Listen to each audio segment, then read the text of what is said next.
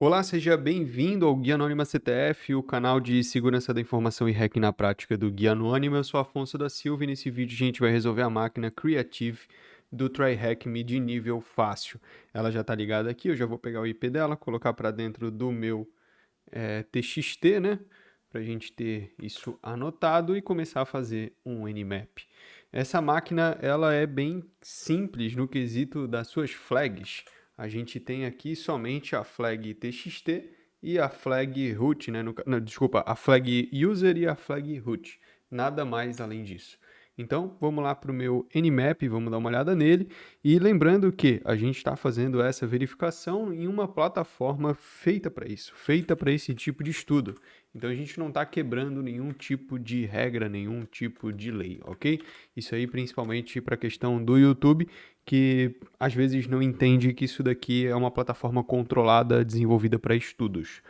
Então vamos dar uma olhadinha essa máquina aqui, lembrando, assim como toda a máquina que a gente traz aqui para dentro do Guia Anônima CTF, ela já foi resolvida anteriormente, então eu já sei o caminho que eu tenho que seguir para solucionar ela, não vou ficar dando muito guessing, não vou ficar dando muito vai e vem aqui para vocês não, tá? A gente vai direto ao ponto, mas partindo aí do pressuposto do que eu tive que pensar para conseguir resolvê-la. E se você ainda não conhece o ecossistema do Guia Anônimo, o Guia Anônima CTF é o canal spin-off do Guia Anônima, que é o nosso canal principal, e você consegue acessar todos os nossos links por meio do guianonima.com, ok? Aqui a gente tem o servidor Ubuntu, que tem uma porta 80 aberta e uma porta SSH, ok? Então vamos anotar isso daqui para que a gente não perca. 80 e 22 são as portas disponíveis dentro desse meu servidor. E vamos lá, vamos acessar esse cara aqui, vamos ver se a gente consegue acessá-lo de alguma forma. Deixa eu pegar esse cara aqui, que é o IP, opa, tá aqui embaixo. E vamos acessar ele na porta 80 para a gente ver como que se comporta, o que tem dentro desse carinha aqui também, né? Que é bastante importante saber. Ele resolveu para creative.thm, só que deu erro, né? Ele não carregou. Por quê? Porque creative.thm não é um site real, né? Não é algo que exista. Então, o que a gente tem que fazer para solucionar esse problema? A gente adiciona no etc hosts. Então, eu vou dar um sudo nano barra etc barra hosts e vou adicionar esse cara lá dentro. Para adicionar ele é simples, eu coloco aqui o IP. Deixa eu pegar de novo aqui o IP. Coloco aqui o IP e dou um tabzinho. Esse tabzinho eu coloco aqui, ó, creative.thm e salvo. E agora recarregando a página para a gente já conseguir acessar normalmente. Foi. Agora entenda o seguinte, quando a gente tem uma máquina que ela é por diretório ou alguma coisa do gênero, a gente não normalmente tem essa questão do subdomínio, né? O subdomínio, ele vem normalmente quando se tem um domínio. E nesse caso, a máquina especificou para a gente que ela tem um domínio. Ela quer ter um domínio. Então, o que eu posso já pensar nesse quesito? Que essa máquina tenha subdomínios. Só que, como esse domínio ele é um domínio virtual, ele não existe, ele não está na internet, eu não posso pegar um find domain, eu não posso pegar um subfinder e fazer um scan dele porque ele não existe. Ele só existe aqui na minha máquina nessa conexão de VPN que eu fiz. Então, o que eu tenho que fazer é um scan de virtual host. E tem uma ferramenta que eu não usei ainda porque eu prefiro o WFUS para algumas coisas, mas que é muito boa, que é o GoBuster. E o GoBuster ele tem uma função de vhost que funciona muito bem. E eu vou usar ele aqui pela primeira vez, eu acho. E como eu não tenho ele instalado, eu vou instalar o GoBuster e vou usar ele pela primeira vez aqui no canal, que é uma ferramenta super boa também para esse tipo de solução. E como eu disse, o Google Buster ele tem uma solução de vhost que vai ajudar a gente a conseguir detectar, por meio de força bruta, obviamente, esse carinha aqui. Só que tem um ponto, tá? Eu vou colocar uma word list, obviamente, e essa word list vai ser a responsável por me ajudar a encontrar esse cara. A word list em questão que eu vou utilizar, acredito que ela não esteja na minha máquina. Eu vou procurar ela, inclusive, que é uma word list específica para DNS, né, para subdomínio e etc. Que ela fica lá dentro do seglists. Eu acho que o seglists, por padrão, ele não vem no Kali, eu não sei. Que é um diretório bem famoso que a gente tem na área, tanto para CTF quanto para bug bounty, etc. E ele tem várias word lists lá dentro, inclusive tem uma categoria que é feita para descoberta, né? Tem fuzzing, tem discovery, tem um monte de coisa. E aqui em discovery a gente tem a categoria DNS. E dentro desse DNS a gente tem uma lista que é o Bitquark subdomains, que são os principais subdomínios, vamos dizer assim, né? Então eu vou pegar esses caras, eu vou baixar essa lista e é ela que eu vou estar utilizando, ok? Essa listinha aqui que eu vou estar utilizando para resolver o meu problema.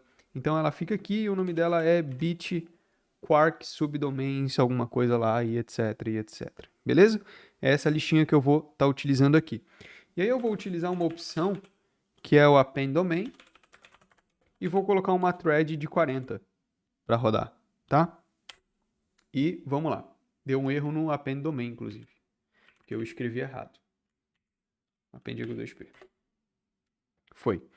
E aí começou a verificação e ele já encontrou um subdomínio aqui, beta.creative.thm. Logo no início, né, dessa lista, ele já encontrou esse beta. Pô, Afonso, cara, o que eu tenho que fazer? É só acessar beta.creative.thm? Não, olha só. Se eu pegar só esse cara e tentar acessar, vai dar erro, tá? Já adianto para você que vai dar erro. Por quê? Lembra que eu tive que adicionar esse cara lá no meu etc hosts, porque ele não existe? Então aqui com o beta é exatamente a mesma coisa. Eu não consigo acessar ele. Eu preciso, tá? Eu preciso adicionar no meu etc hosts. Eu cancelei aqui o brute force, mas se a gente precisar, a gente faz de novo, tá? Eu cancelei porque a gente já encontrou basicamente um alvo aqui e acredito que seja ele o responsável pela solução desse problema. Então eu vou adicionar aqui também beta.creative.thm. Ok? Adicionando isso, a gente já consegue acessar ele e é um beta URL tester. Ele diz que essa página ela provê de uma funcionalidade para verificar se a URL está funcionando. Coloque uma URL e clique em Submit para testar. Então aqui, basicamente, o que eu posso fazer é colocar URLs para fazer testes. E o que eu posso fazer com isso? Para testar como é que isso funciona, para testar se isso pode ser um CSRF, por exemplo.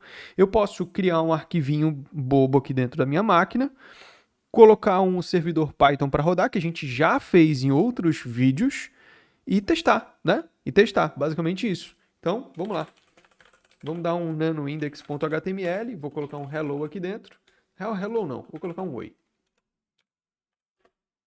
Beleza? Vou dar um cat só para ver se está certinho. Tá certinho. E aí eu vou vir aqui, ó, e vou criar com o Python o meu http.server na porta 80. Beleza? Criei. O que eu faço agora? Eu coloco o meu IP, que é esse cara aqui para dentro. Beleza?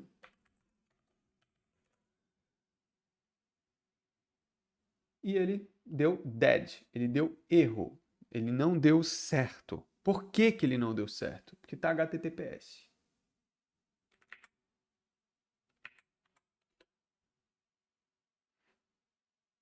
Agora foi.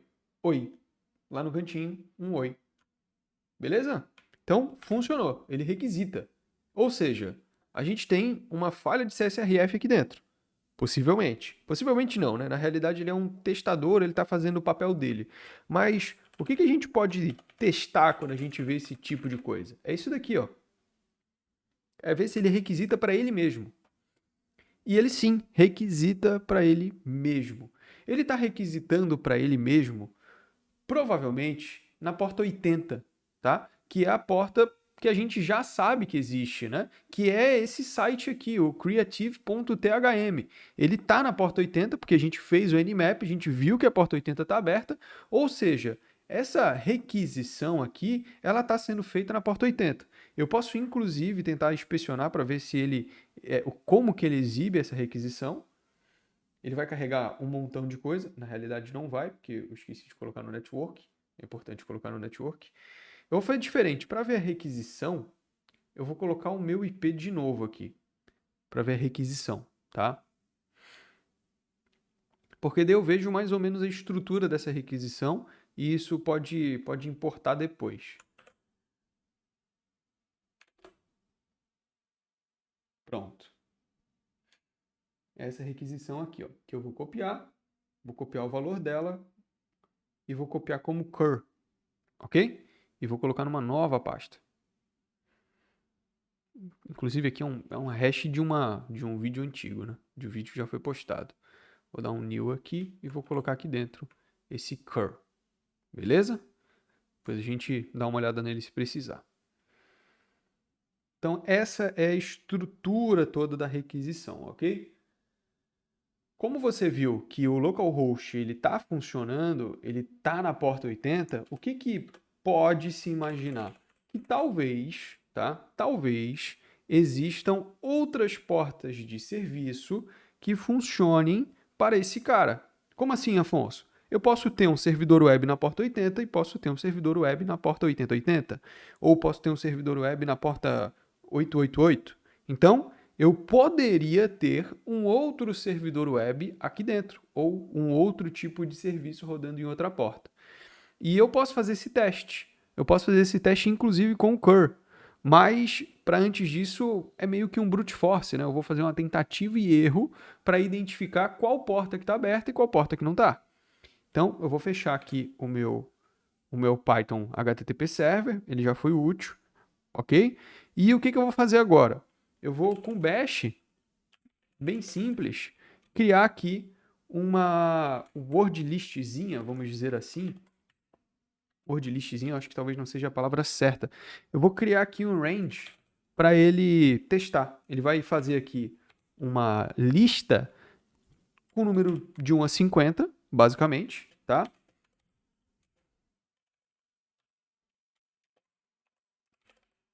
Então é isso que eu estou fazendo. Opa.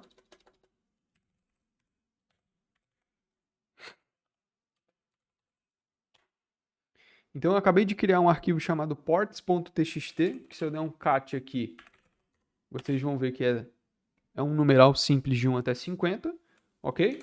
Dá um clear nele. E o que eu vou fazer de novo com o meu GoBuster? Eu vou fazer um fuzz, só que esse fuzz ele vai ser um post. Então ele vai ser um pouquinho diferente. E eu vou criar ele aqui no texto para passar para o meu terminal, porque eu acho que vai ser mais fácil. Vai ser bem mais fácil. Então olha só. Eu vou vir de GoBuster, beleza? Com fuzz -u para colocar o meu alvo. O meu alvo vai ser http://beta.creative.thm beleza? Show de bola? Show de bola. Vou vir com o meu "-m" para colocar o modo de post. Vou quebrar esse cara. Vou dar um "-b". Nesse "-b" eu vou passar uma URL que é onde eu quero fazer o meu fuzz. Então aqui vai ser 1927001. Por quê? Porque é o localhost, né? Aqui no site eu coloquei http://localhost, mas basicamente é a mesma coisa. Eu não estou mudando nada disso, é a mesma coisa. Coloquei a tag fuzz, vou colocar a minha word list que é o ports.txt, quebrei esse cara, vou dar um "-h". Na real, eu tô quebrando de verdade aqui. Eu não sei se eu posso, porque eu já tô quebrando aqui. Eu vou deixar inteiro. Se der problema, eu quebro depois. Acho que vocês entenderam o que eu quis falar, né? Espero que sim. Aí eu vou dar um "-h" para colocar um cabeçalho. E esse cabeçalho, ele é um content type. Beleza? Content type. E aí aqui dentro é um application X.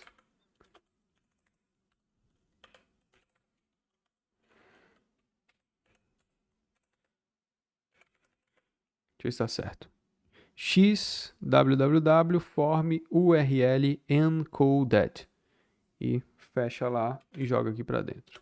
Pô, Afonso, tá tirando isso aí da cabeça? Caramba, decorou tudo. Não, eu acabei de resolver essa máquina. E a gente acabou de ver a requisição aqui também. Mais ou menos a estrutura dela, como é que funciona. Então, a gente já sabe, né? Que aqui, ó, por exemplo, Content Type é um application form encoded, né? Ele tem esse rolê. Então, a gente sabe disso, tá? E, pô, eu acabei de resolver a máquina realmente. Então, e olha só, isso daqui é uma parada que eu aprendi da primeira vez que eu resolvi, tá? Que é esse exclude length 13. O que que esse cara tá fazendo? Esse cara, ele tá removendo aquela tela ali chamada dead. Quando a gente faz uma requisição aqui, ó, e essa requisição, ela, sei lá, tá errada, ela não bate. Vou colocar aqui, ó, ls, para vocês verem. Ela dá uma mensagem chamada dead. Essa página dead, ela tem o tamanho de 13 bytes. É esse o tamanho dela, 13 bytes. Então, da primeira vez eu não coloquei isso e apareceu um monte de lixo. Então, agora eu estou colocando para excluir o tamanho 13 para ele ignorar a página dead, tá? E aqui eu coloquei o número de threads em 20. Eu espero que funcione nessa forma que eu escrevi. Deixa eu ver aqui se vai funcionar. Nem copiou, acho. Caramba, nem copiou mesmo. Deu. Ele deu fuzz keyword. Mas a fuzz keyword tá ali dentro, né? É, tem fuzz keyword. Ela tá depois do dois pontos ali.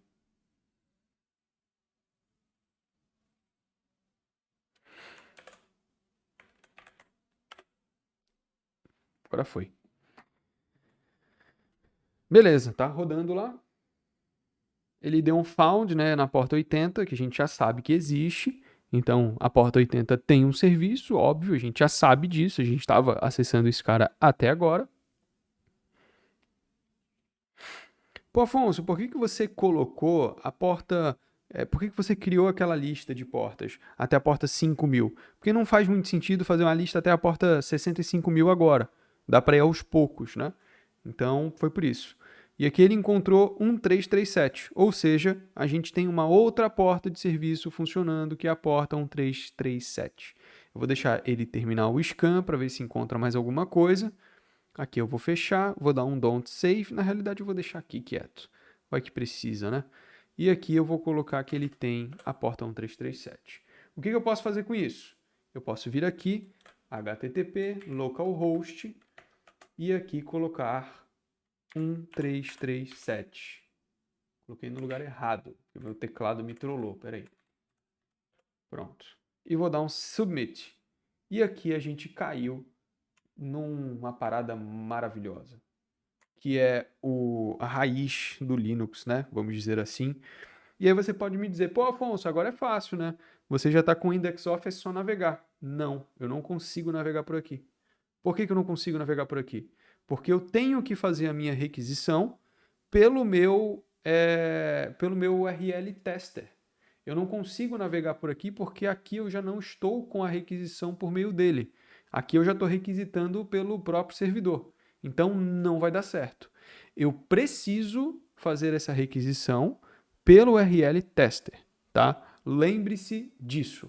Então aqui, se eu quero acessar o etc PSWD, por exemplo, eu tenho que acessar por aqui, que inclusive eu consegui, ok? Oh, caramba, apertei o botão errado. Era aqui. Ok, vamos lá. Vamos dar uma olhada no que tem aqui dentro. A gente tem o root, que é um bin bash, beleza? Daemon, bin, c, sync, games, man, lp, nobody, system, e assim vai. A gente tem o saad, que não é um usuário comum. Saad é uma pessoa, provavelmente, porque ele tem o home Saad, ok? Quem mais que tem home aqui dentro? Né? Vamos ver. Eu tenho o syslog, que tem home, e o Saad, mas o syslog é padrão. O Saad, não. Então, a gente tem o Saad. Né? O Saad é um usuário desse sistema, ok? Ele é alguém aqui dentro. E a gente viu, né? A gente viu que o SSH ele estava aberto. A gente viu isso lá no início com o Nmap. Pô, o SSH está aberto, bacana, legal, show de bola. E agora? Né? Com o SSH aberto, o que eu posso tentar fazer? Tentar pegar um ID RSA do SAAD, por exemplo. E eu faço isso na home do SAAD, que a gente já viu onde é que é. Né? Então, home saad.ssh barra ID RSA. Beleza? Dou um submit e pronto. Aqui está o ID RSA do SAAD para a gente fazer o login no nosso usuário. Deixa eu agora vir aqui e ver o negócio, porque eu acho que eu já tenho um ID RSA, tenho, de outra máquina. Então eu vou remover esse ID RSA que eu tenho aqui, que é de outra máquina, e vou dar um nano ID RSA. E aí vou colar o ID RSA do SAAD. Eu nem lembro de quem que ele é, aquele ID RSA ali, tá? Sendo bem sincero. Beleza. Com esse ID RSA colado, o que eu preciso fazer? Eu preciso dar um chmod 400 para ele, né? Pelo menos um 400. Beleza? E aí eu vou dar um SSH menos I ID RSA saad arroba creative.thm. Beleza? Vou dar um yes aqui. E preciso de uma senha. Qual que é a passphrase para o ID RSA? Eu achei que eu ia conseguir logar, mas realmente não rolou. Então, pô, eu vou precisar de uma senha, cara. Vou precisar de uma senha desse cara. E, pô, o que eu tenho aqui? Eu tenho um ID RSA. Quando a gente já tem esse ID RSA, dá para se extrair essa senha de alguma forma. A gente extrai primeiro a hash e depois de extrair a hash, a gente quebra essa hash para descobrir qual é essa senha. E como que dá para fazer isso? Tem uma ferramenta já por padrão aqui, que é a SSH2John, tá? E aí eu coloco o meu ID RSA como responsável, como alvo desse cara e crio uma hash. Ele já pegou, tá? Se eu der um cat hash, eu vou ver a hash que ele acabou de extrair do meu ID RSA. Ok? Ok. Agora com o John, né? Com o John, utilizando a word list, que não é essa pass, que é de outra máquina, essa daqui, utilizando a word list user share word lists rocku, que é a padrão dos CTFs, eu posso quebrar essa hash.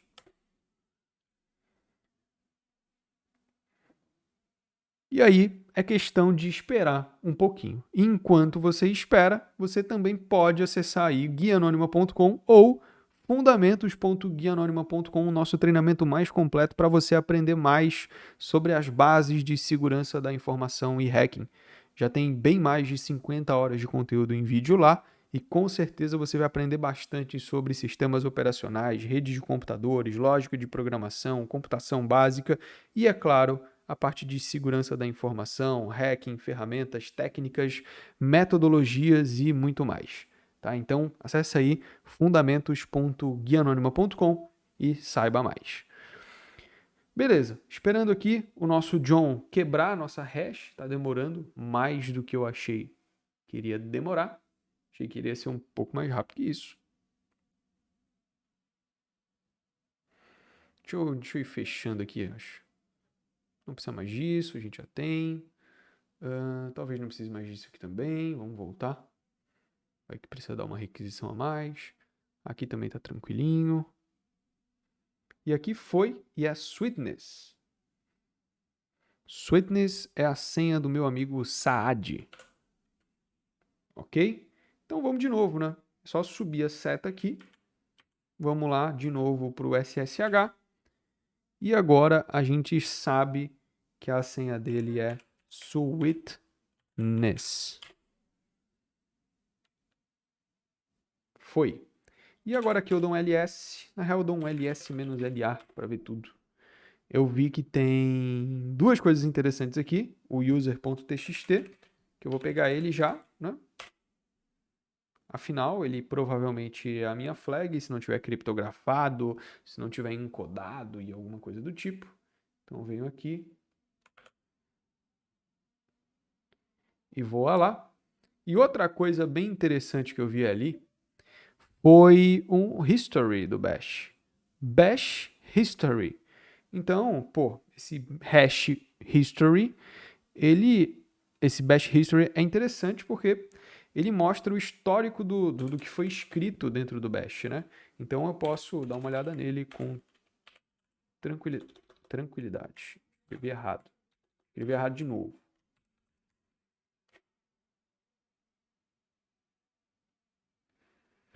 E aqui no meu hash history eu vejo algumas informações de MySQL e tal, beleza. Subindo um pouco mais, eu vejo a senha real do Saad, né? A senha verídica, não a sua de SSH, né?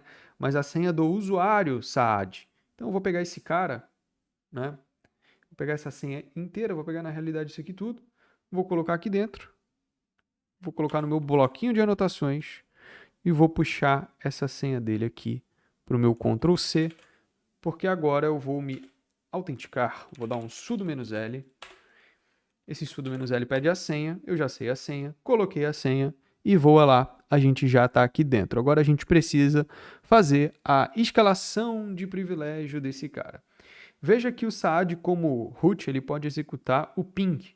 Então a gente já está com o GTFO Beans aqui aberto para pesquisar se tem alguma coisa relacionada a ping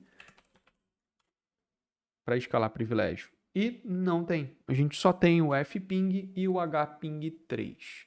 Então a gente não tem o que precisa. Só que se você for voltar e ver aqui, a gente tem uma outra informação que não é tão rotineira, que é esse env keep ld preload. É uma parada que de fato não está no sudo "-l com uma frequência grande. Então o que pode ser feito é pesquisar um pouco mais sobre esse cara. E é isso que eu vou fazer.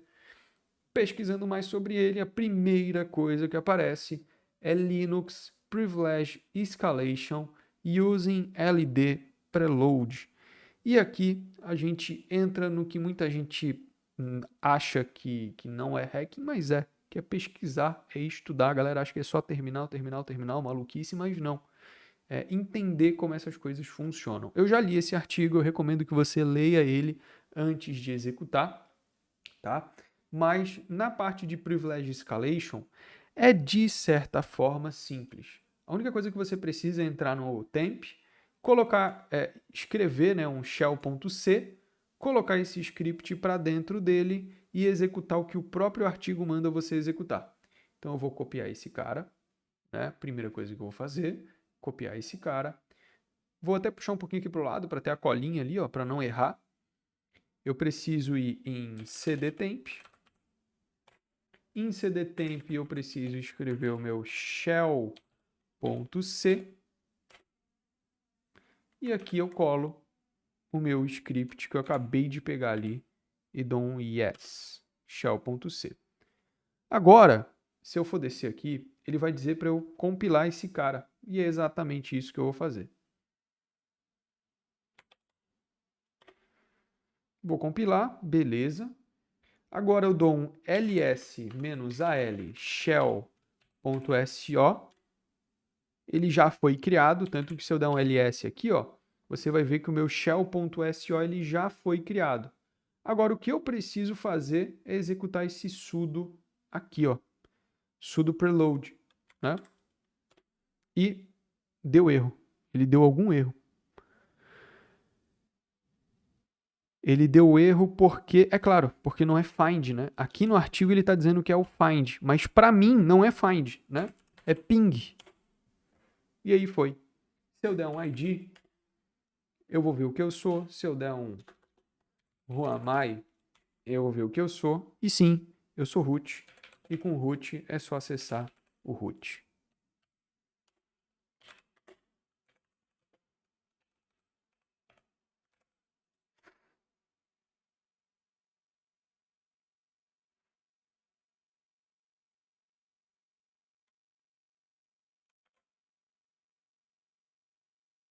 E depois desse quase 1 minuto de silêncio, conseguimos resolver a máquina. Espero que você tenha entendido, aprendido algo novo e gostado aí da nossa resolução da Creative nível fácil no TryHackMe. Dá uma olhada nos outros vídeos que a gente já postou aqui no Guia Anônima CTF. Tem bastante conteúdo interessante, bastante máquina diversificada para você estar aprendendo um pouco mais. Muito obrigado, não se esqueça de acessar o guianonima.com, se inscrever aqui no canal e compartilhar o vídeo no seu grupo de estudos. Valeu e até mais!